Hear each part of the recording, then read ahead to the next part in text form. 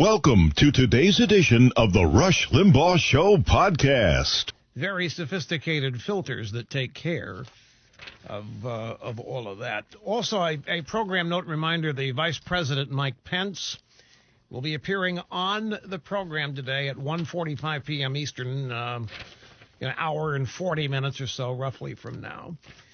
And he'll be with us for 15 or so minutes for the time he starts to the end of the hour. Okay, I want to start with some audio sound bites from last night. I have been watching Fox News. And we've just learned this week, because of the release of transcripts from the committee hearings that were chaired by Adam Schiff, we've just learned that all these Clinton people and Obama people, Clapper, Brennan, and Holt, that were running around claiming Trump colluded and they had evidence of it, Trump was a Russian agent, all of it was lies. They were testifying under oath that they'd never seen any of it. They'd never seen any evidence. They had no knowledge whatsoever that Trump colluded with Russia on anything. So it was all lies, public lies. And then we learned later that the CEO of CrowdStrike, now remember CrowdStrike, private sector firm that the DNC hired to forensically examine the server that was supposedly hacked by the Russians. Whenever anybody expressed curiosity or doubt over the allegation that the Russians meddled in the election, the answer was always they hacked the DNC server. That's what it was. That's the Russian meddling right there. They hacked the DNC server. And some of the emails on that server from John Podesta and Hillary Clinton and so forth ended up at WikiLeaks and all that. Well, we also learned that the CEO of CrowdStrike testified under oath that he had no idea who hacked that server. Not only that, he didn't even know if it had been hacked from outside. In fact, it looked like it hadn't been hacked. It looked like that it was an inside job of getting data off of that server at very rapid transfer speeds, like happen when you're downloading or dumping to a thumb drive. Much faster speeds than you would get over an internet connection. So the entire story was blown to smithereens this week. Now, you, as regular listeners here, have known for 3 years what BS this all was. So all this stuff this week was confirmation for you. But to a lot of people, the Russians colluded, Trump helped them, Trump was a traitor, Trump was illegitimate, election was illegitimate. A lot of people in America believed it. And probably still do, to a certain extent. But the point is that everything publicly stated about it is a lie. Everything publicly stated has now been documented to be untrue, including this assertion that the Russians hacked the DNC server. Remember Debbie Blabbermouth Schultz, who was at the time the chairman of the DNC, wouldn't even let the FBI see the server. They wanted to forensically examine it, find out what the hell happened. She said, no, you can't see it. And the FBI said, oh, okay, and went away. Then they hired CrowdStrike. And again, CrowdStrike CEO testifies under oath. They had no idea who hacked the DNC server, found no evidence the Russians did it. We've learned this week. It's been all over the news this week. Now, it hasn't been all over CNN, and it hasn't been all over the New York Times, which means it hasn't been all over. But those outfits are not really news. They're left-wing activist organizations disguised as journalists. So I want you to hear the way this is just a lesson in how this stuff all works. The truth has been blown to smithereens. Or the lies have been blown to smithereens. The truth has now been revealed. And even before you get to any of this, let's not forget that the great white knight, Robert J. Mueller, the 19th,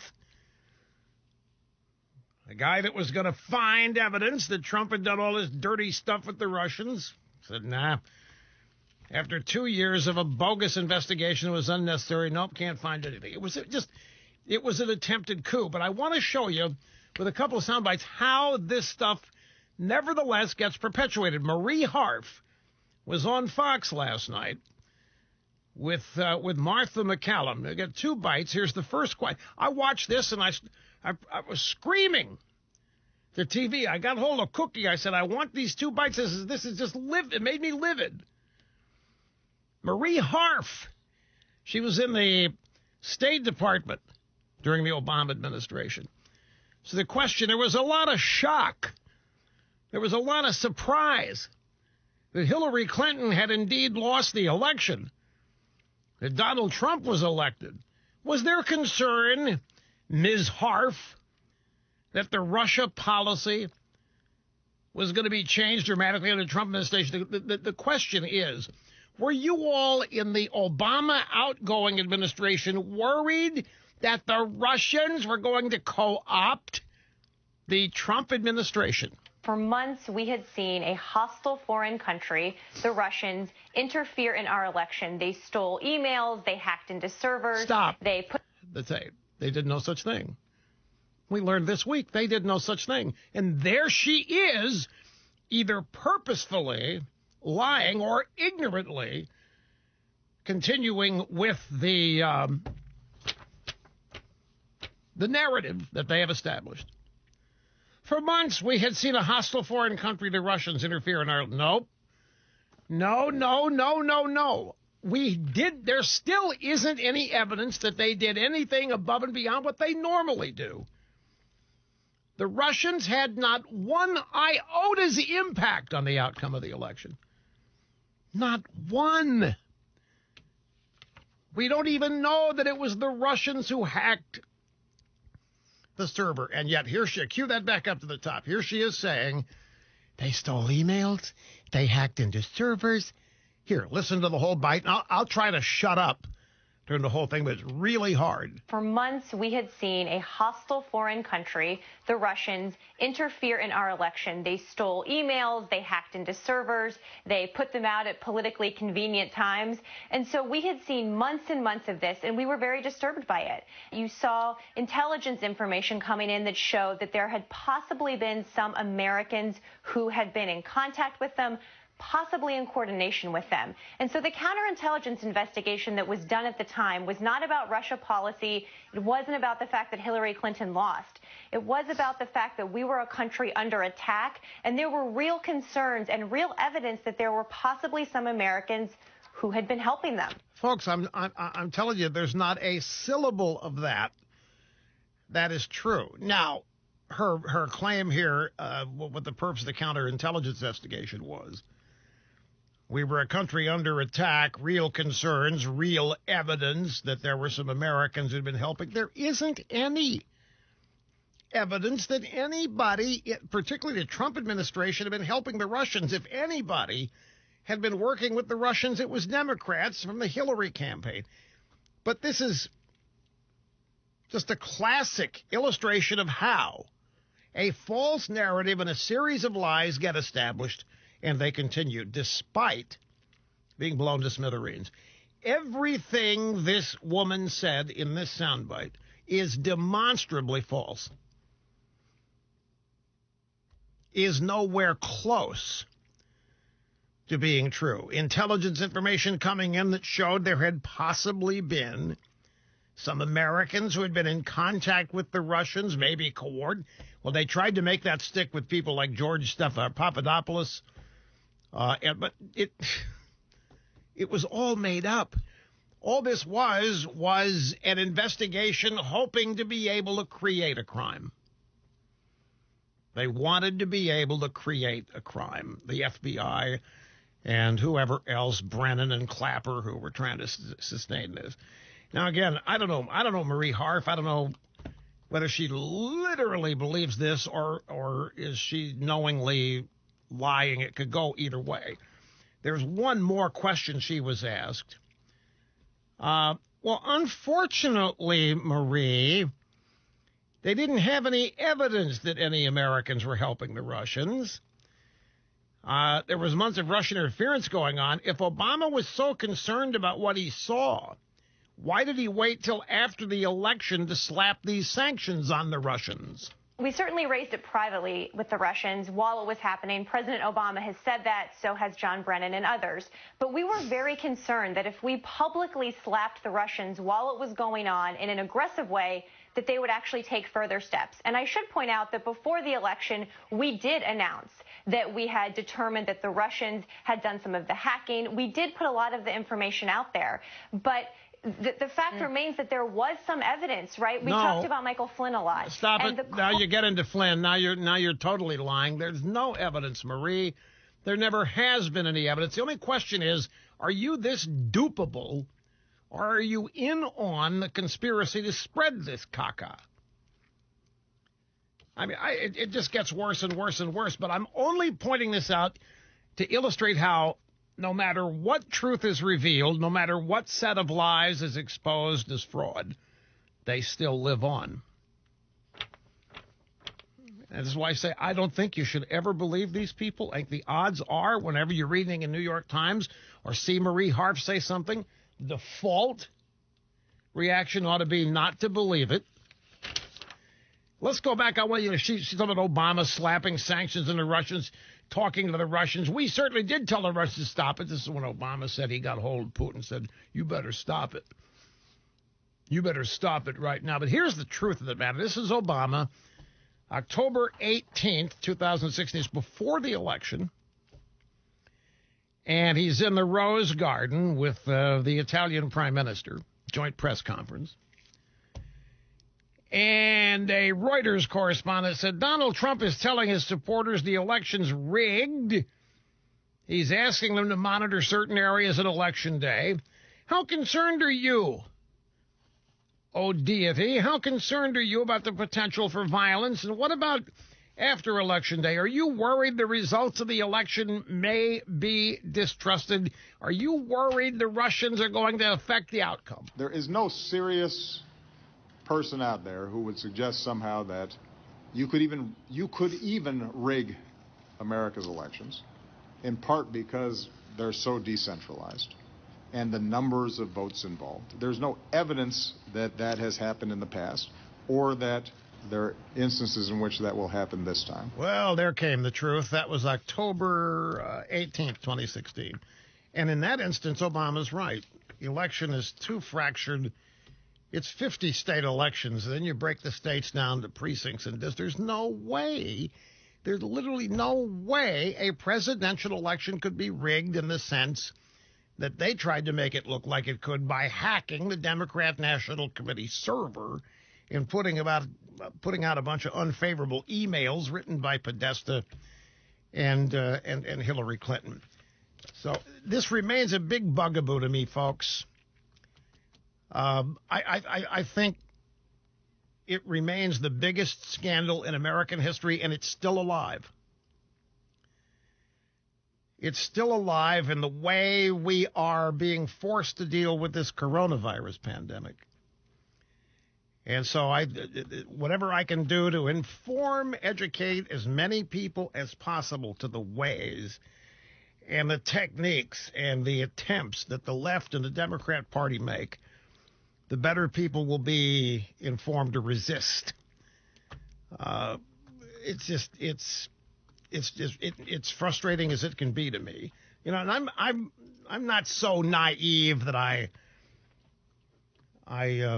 believe that everybody who lies ought to be caught and punished. I know it's part and parcel of American politics, but this is particularly egregious because of what the attempt was and what it still is. Anyway, I'll take a brief timeout. We'll come back and continue right after this.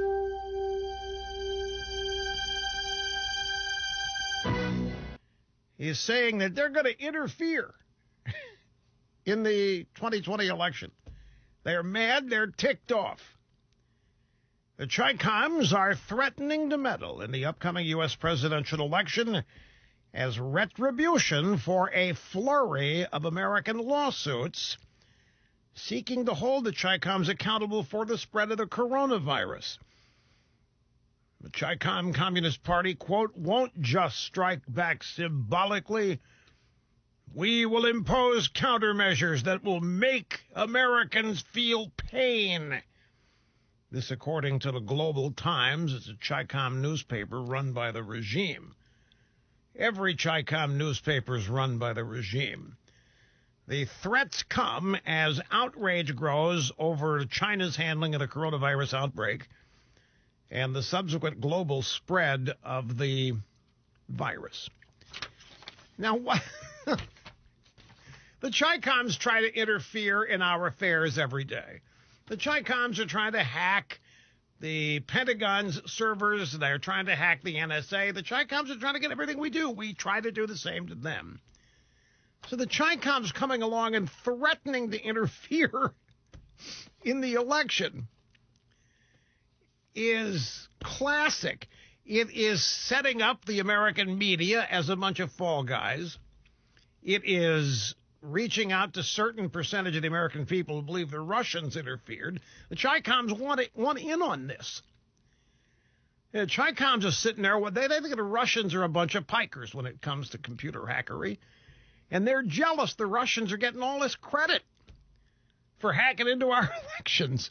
The Chi-Coms are jealous and upset that the Russians are being touted as these indomitable computer hackers that screwed the American election, actually gave it to Trump when he didn't win. The Chi-Coms watching it. You want to see some meddling, you wait till we get started. And they're warning they're going to do this if we don't pull back on some of these lawsuits. You know what it sounds like? It sounds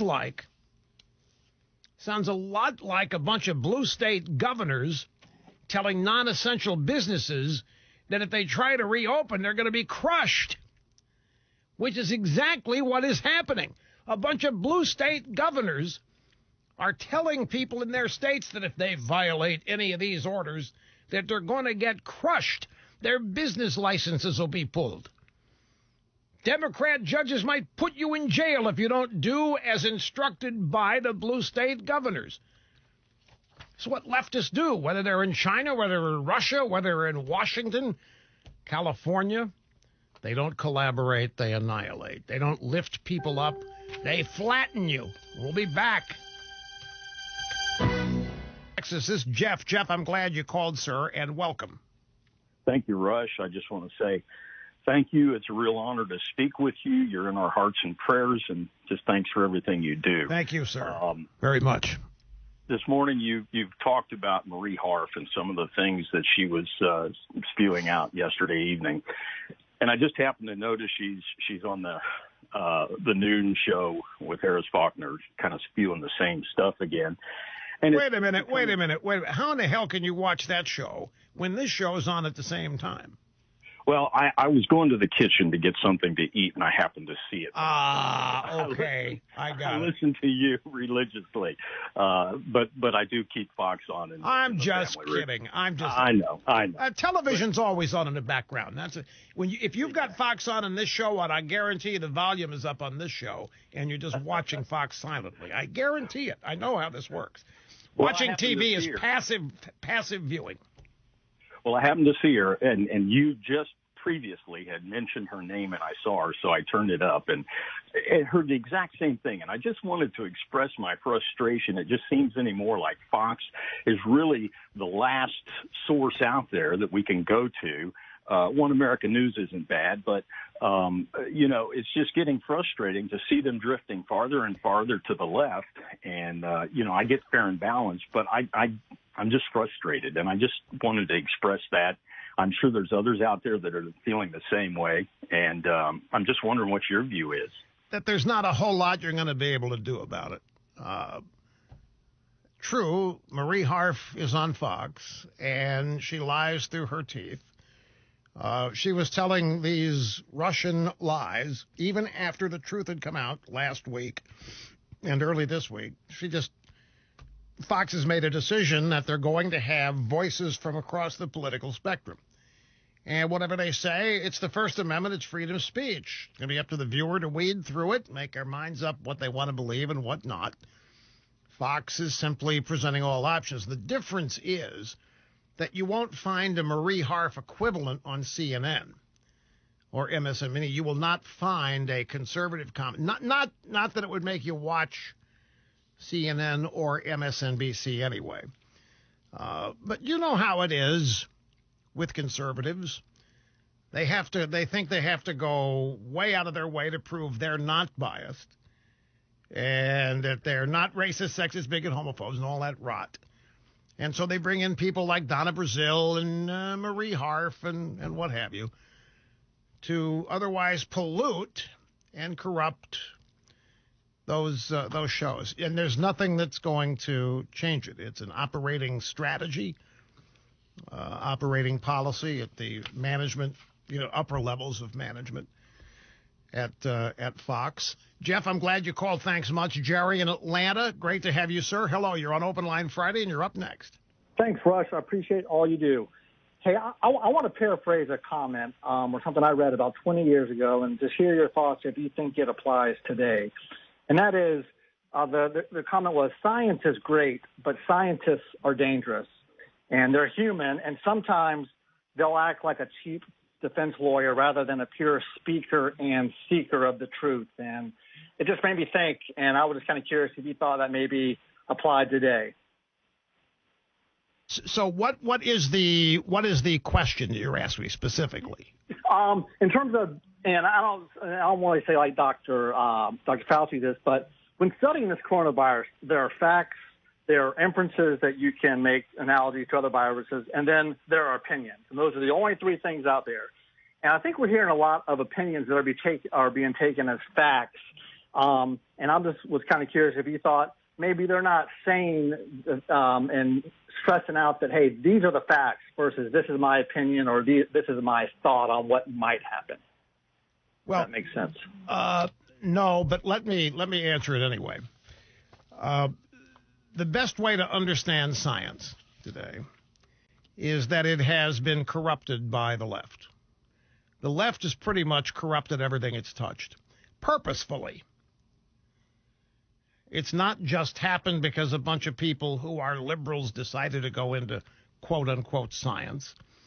It's that they actively decided to do it for the express purposes of advancing the liberal political agenda. To leftists and liberals and communists and socialists, all that matters is the agenda and advancing it. It's the number one objective for being alive. They're not interested in persuading hearts and minds that they're correct. They're not interested in debates. They're not interested in having to persuade people that their view is correct by having a superior view and having a more persuasive way of presenting it. They demand that you accept it or else. They do not want any opposition. They do not want any obstacles into the implication or the implementation of what they believe. And so it's all a game. Pretty much everybody in Washington government is a leftist and a careerist. And there are exceptions, but that's the most of them. Science has been set up as infallible. You can't dispute it. You can't disagree with it. In fact, let me find, there's a soundbite here that will make partially the point. If I can find it. It happened last night on Shannon Bream's show. Let me see. Here it is. Grab soundbite number 17. Shannon Bream last night had the Peace Corps medical director. The Peace Corps. Now, what is the Peace Corps? The Peace Corps is some government. JFK established this thing. A bunch of young people run around the world spreading peace. And now they've got a medical director. They're just a bunch of, left-wing hikers.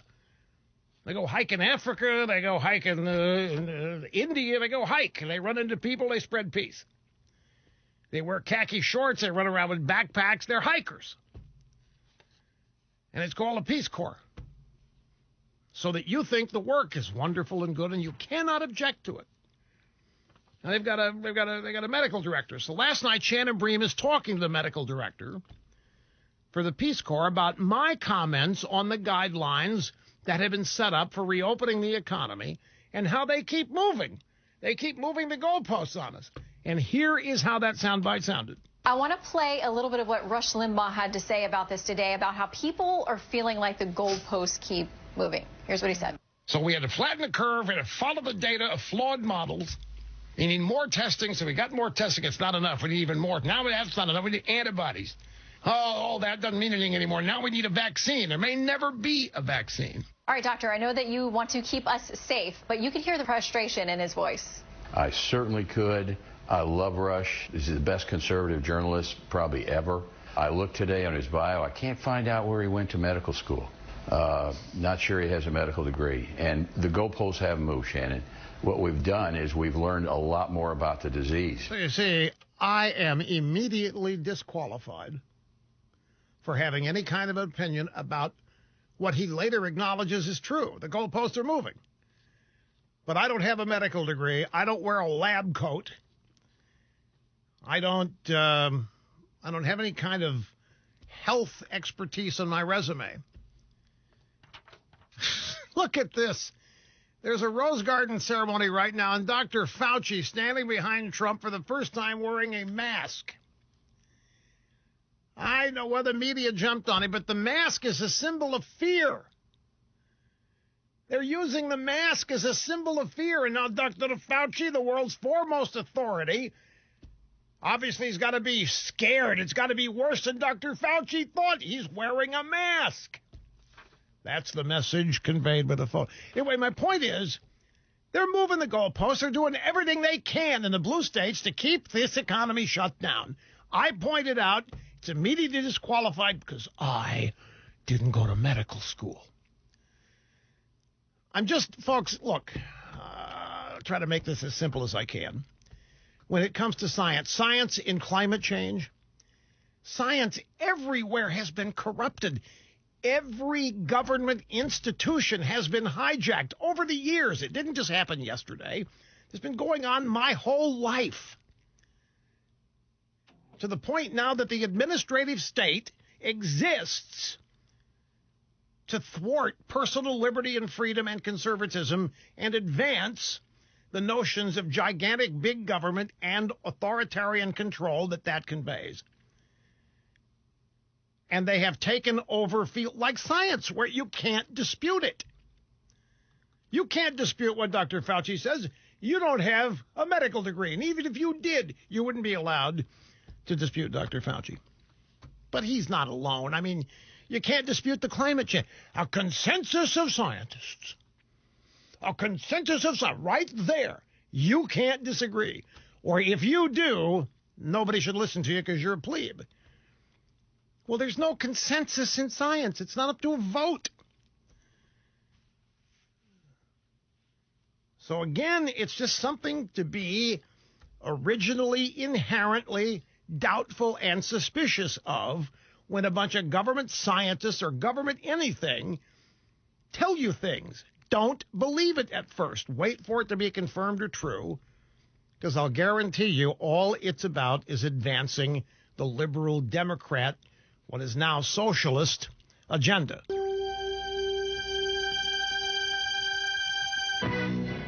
And it's Sunday. And 1-800-Flowers will do it all for you. Now, this is what? This is Wednesday, so you have some time. But you also have to factor some things in, folks. You got to leave enough shipping time. FedEx, UPS, any number. You got to make sure you give enough people enough time to get your flowers where you intend them to go. So my point is, don't procrastinate much longer. Get off the dime. You know you're going to do it. You know you're going to send mom and the other moms in your immediate family. You're going to send them flowers. So just do it. And don't think of substituting something else. You might say, well, I'll come up with something because flowers are expected. The key word there is expected. do not do something. I mean, you can do something else, but not while forgetting the flowers. Make sure you include them. And 1-800-Flowers takes pride in delivering the freshest, most aromatic, the most beautiful flowers because they know that you've got one chance to get it right, and you're throwing it to them, and they'll handle it. Now, this year, so many florists are either closed or working with some real limitations. 1-800-Flowers recognizes just how important the delivery of your flowers is. Now, you can still go online today. You can order the kinds of flowers you want to send on Mother's Day. And you can choose a delivery date, tomorrow or Friday or Saturday, but you have to act fast. The number, 1-800-Flowers, 1-800-Flowers.com. Do it on the web. Flowers are picked at their peak. They're shipped overnight to ensure freshness. So you go to 1-800-Flowers.com, look for the radio icon and the words radio offers. You click on that, and then you put my name in there. Type in Rush. And then you'll see the special pricing on a wide variety of arrangements. Roses, tulips, fresh cut arrangements. It's all there. 1-800-Flowers.com and my name where you see the radio icon. But do it today while you're thinking about it, while there's still time to do this right for Mother's Day. Here's Dave in Bourbonnais, Illinois. Great to have you on the program, sir. Hello. Did I pronounce that right, by the way? Is it Bourbonnais or Bourbonnais? Bourbonnais. Bourbonnais. Yeah, great to have you here, sir. Such an honor to speak with you. I've been listening for over 30 years, and you're the best friend I've never met. Thank you, sir. I've heard that, and I did the caller that tells you that. My wife has a salon in Bourbonnais, and I have a small electric business, and I know that I'm essential. People make me feel essential. My wife, she knows. My mom, 76, she knows she's essential. We're fighting to say that we're worth something. Because Cuomo said that if you're essential, you can work. Well, I'm essential. My wife, man, open the doors and she'll let you know how essential she is, and the people around here feel the same way. It's just that we feel like they're professionals at what they do at keeping things clean. They're creative. They can open the doors and make you feel safe. Some may not want to come in, but most will. I'm desperate for people to stand up and become essential. Yeah, this has been a kind of a bugaboo for a lot of people ever since this all began. Who gets to decide what's essential? And that's what basically is this Andy McCarthy's tweet.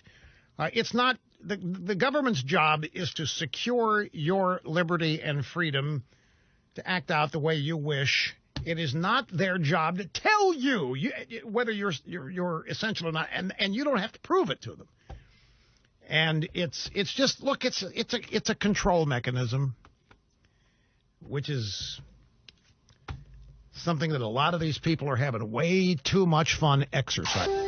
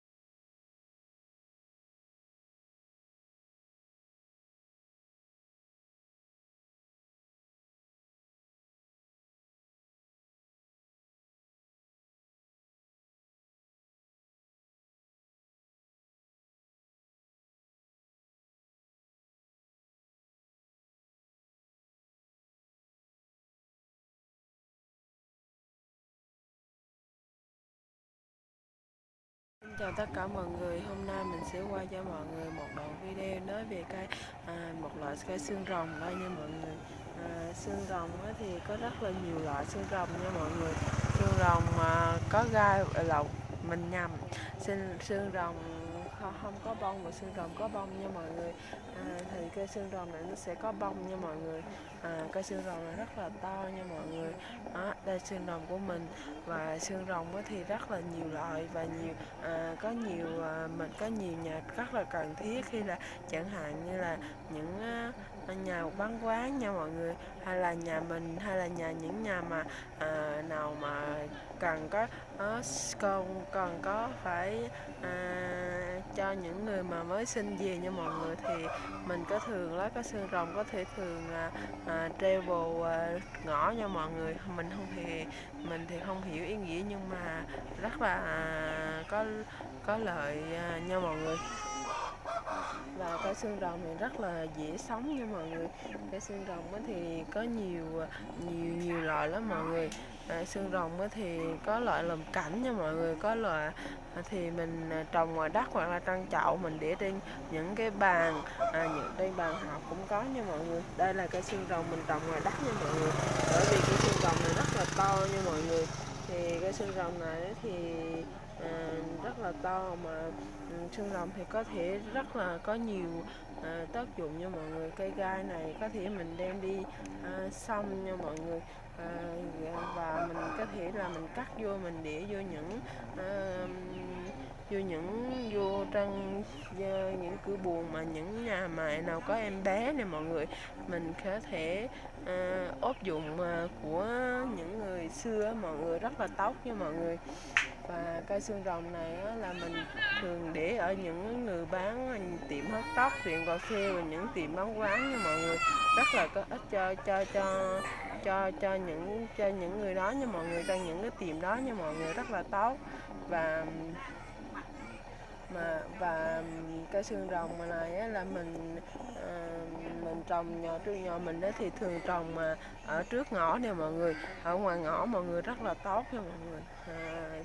Nếu mà có ai mà nếu mà ai mà mắc chẳng hạn như mắc phong long, nó sẽ tự chết nha mọi người. Cây xương rồng nó sẽ tự chết nha mọi người. Đó là tác dụng của cây xương rồng nha mọi người. Và xương rồng mọi người biết đó, rất là dễ sống nha mọi người. Nó mình chỉ cần chặt cái nhánh này mà găm xuống đất là nó sẽ mọc tỉa thôi nha mọi người. Nếu mà mọi người trồng ngoài đất thì mọi người tưới nước cho nó nha mọi người. Còn mình không, trời mưa thì mình không nên tưới nha mọi người. Bởi vì trời mưa mọi người là nước mưa rồi đó. Xương rồng thì không cần tưới nước, mình không cần phải tưới nước nhiều nha mọi người. Và xương rồng thì nếu mà xương rồng cảnh thì mình có thể trồng vô một cái chậu nhỏ nào đó, mình để trên bàn học này mọi người, trên bàn trang trí, trang điểm, hoặc là trên bàn khách nha mọi người, rất là đẹp và rất là đẹp nha mọi người. Và mình có thể là bỏ lên những cái bàn ăn này mọi người, rất là tốt. Đó, và mình có thể là và mình có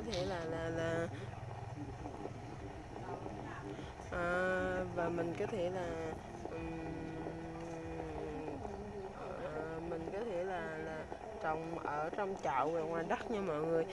Chậu to chậu nhỏ thì tùy theo ý thích của mình nha mọi người, rất là đẹp. Xương rồng này thì nó có bông nha mọi người.